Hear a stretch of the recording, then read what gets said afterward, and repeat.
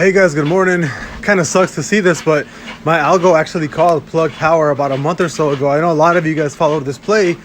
It called it, but it actually called it a little bit later than it should have. I bought plug power. You guys can see here.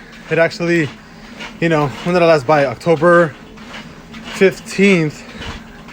And it actually expired on the 6th. I should have probably played it out a little bit longer, like a month out, and I would have basically made all my money back, right? Because it would have been a $25 call. We actually just passed 25 bucks.